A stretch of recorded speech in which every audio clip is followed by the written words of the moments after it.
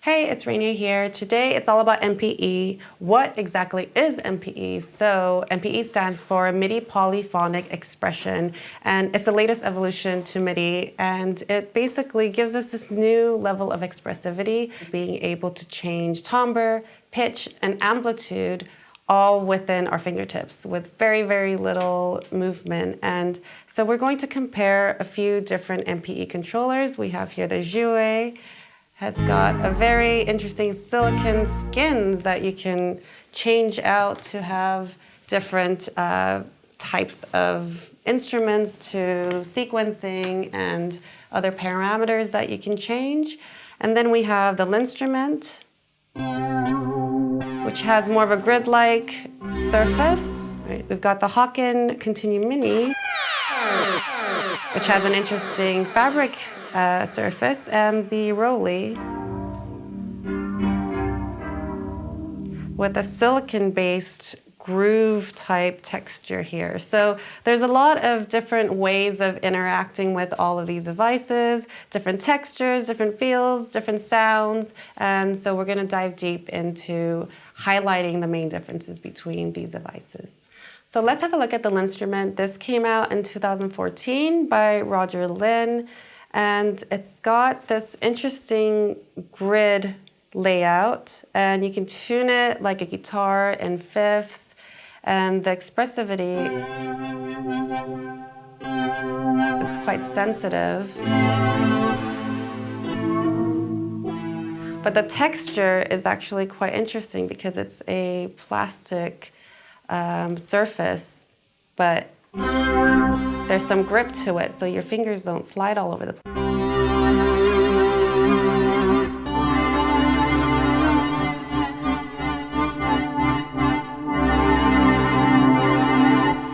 And that's all just so quickly achievable by how hard you press down on the device to the way you wobble, and having these little square interface actually gives you a direct contact with the interface, knowing what note you're playing. And if you're not used to this grid, it might take a little bit of getting used to. And it also has the ability to have a foot switch, which gives you additional expressivity. It's USB powered or with the 12 volt. And it also acts as a sequencer, and you can have your own samples and your clips. And you have all of your main layouts here on the left, your volume and your octave and your different switches. So with the Linnstrument at the moment, we're using Equator by Roly, and it's amazing how responsive it is. You just give it a tiny bit of pressure, and that affects the volume. And you can also wobble the sound. So if your finger even wobbles just a little bit, you get this movement that just happens so quickly. And because it's so sensitive, most might approach this and want to just go crazy, but actually it's very sensitive, so just a small wobble changes, and also depending on the direction that your finger moves on the square changes the effects, from filter modulation to the volume.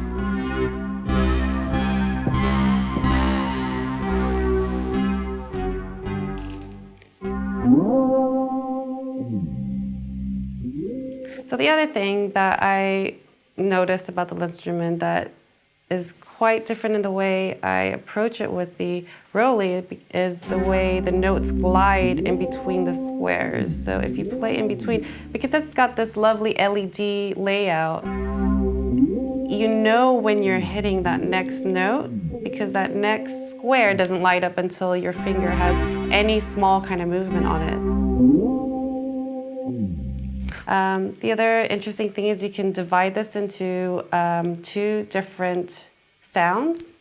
So it has the split feature and the ability to sequence and sample different clips. Okay, so next we're going to look at the Haken ContinuuMini, and what sets this apart from the rest is it has its own internal sound engine using the Egan matrix. And even before MPE came into play, it's been around for 2 decades, what they've been doing with this ability to change your pitch, front and back movement and pressure.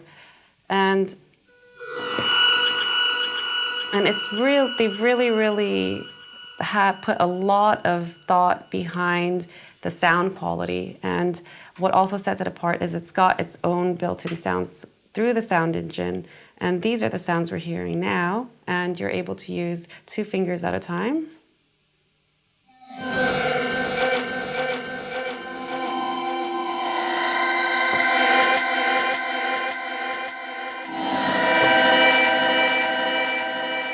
So immediately you can hear there's a certain level of expressivity here that is there's a lot of depth to it, and it's because there is a lot of effort in the engineering that's gone into data smoothing. If you're a die-hard analog synthesizer lover, then you can buy a separate CVC, which is their continuum voltage converter, specifically for only Haken items, and you can connect it to your Moog or other analog synthesizers.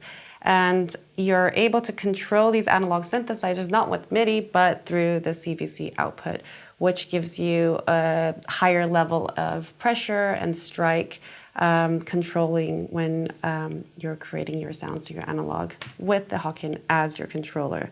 So that's something really important to know if you're looking into adding this into your analog synthesizer set.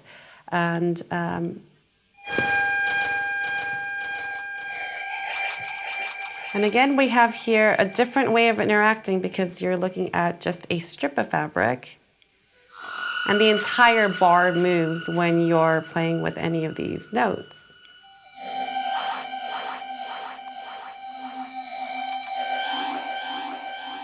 And immediately you can hear there's like a lot more textural differences when you're swiveling your finger from front to back with not much movement.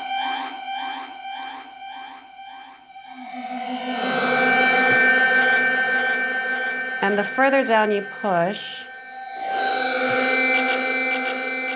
you get that velocity change and additional effects.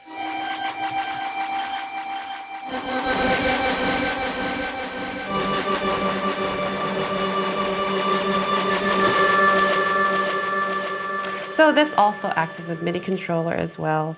And you can put a pedal for additional expressivity to sustain your notes if you'd like. Because it's got its own internal sound engine, it comes with its own bank of presets, which might be more important to some who just want to be able to play straight out of the box. And so you have your simple layout here that's got your octave controls and your presets. And what's also quite nice about this that I've noticed is it's got its menu and some very important features that you might forget about just laid out in the back as a sticker. So I think that's really handy. So this is a Duo Tactic 8-voice polyphonic performance instrument. And it's got a different sonic texture in the way it moves with the way you swivel your finger from front to back. And the entire bar moves down, so you feel the definite end of the level of sound that you can achieve from your fingers.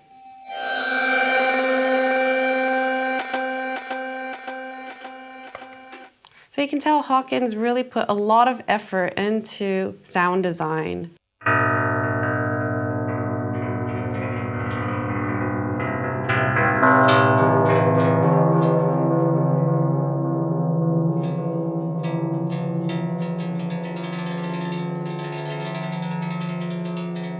So next we're going to look at Roli's Beatmaker kit and their smaller version of their Seaboard Rise, which comes in a very compact portable size, easy for traveling. So if you're on the go and you're moving around a lot and you just want to quickly throw out an idea, then you have these very small, easy to use devices that is connectable by Bluetooth or a USB to MIDI. And the cool thing is it's got this ability to magnetically attach multiple devices. So if you want to expand, you can have additional, and as well you can put, if you want like more keys, then you can have another one of these, and then you've got 4 octaves instead of 2 octaves, which is a really cool feature. And the material that the Roli's gone with, they've gone for a silicone kind of raised keyboard format. So if you're a piano player, a keys player, and you're really interested in your first like MPE product, then maybe this is more suitable for you because it's got a format that is more familiar and you're able to tell the difference between the notes and you can glide across it. I think with all these MPE products, it's really interesting to just get in and play with them, feel the textures under your fingers, and understand how the 5 dimensions of touch react based on how you feel like you're able to express and dive into those 5 dimensions of touch. With glide, strike, slide, press, and lift, you're able to achieve all these strange effects just within one finger.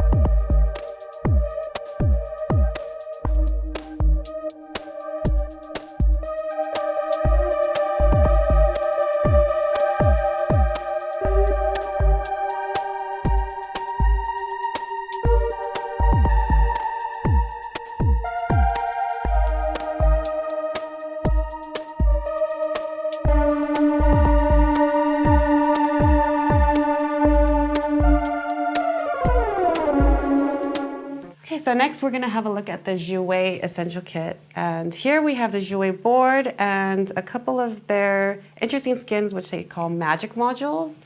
And the cool thing is it's got this interesting ability to change up your display structure, and you can put up to 3 different displays. So you can go from like sample pads to faders and an XY, and you have this other skin that looks more like a keyboard, and they're constantly coming out with new skins. And so first we'll look at how different this is compared to the others, having this more modular system. I'd say this is the interesting middle ground between the Roly and the Linnstrument. The Linnstrument, which is all hard surface, and the Roly, which has got a very squishy surface. And then you've got Joué, which has a hard design with the ability of putting silicone rubber mats on top of it. So it's got like a little bit of padding, but mainly hard. So they sound like there's slight small differences, but actually they make quite a big difference. You might actually prefer to have more direct physical tactile experience with your device. This one feels like there's a tighter response rate between the device in terms of like when you hit the interface and when you get sound out of it. Let's have a little play and you can hear some of the capabilities. So here I actually divided 2 separate sounds. And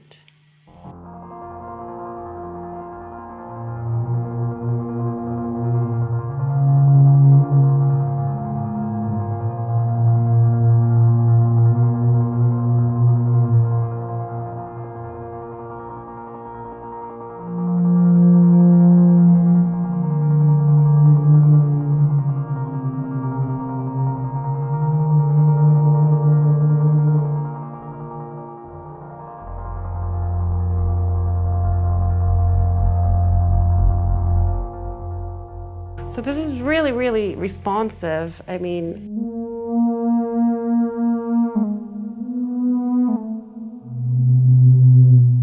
can get quite a lot of very responsive wobble in it, which is really cool.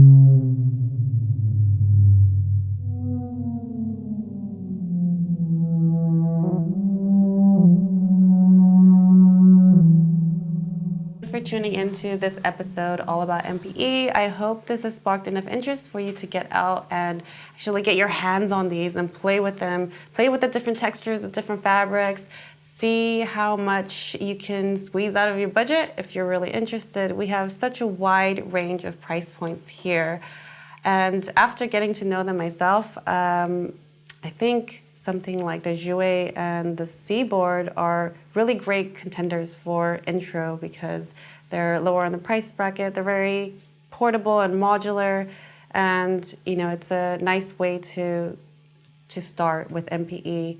But I did love all of them. It's really hard to ask me which one I would choose. I think they just have so many nuances and differences. So I encourage you to go out and just try them. See how your fingers react and how you think you can express yourself better and easier and quicker with all these effects that you might spend time using knobs and faders and things like that. And I hope you enjoyed. Please tune in next time, like, subscribe, and hit that bell notification, and I'll see you again soon.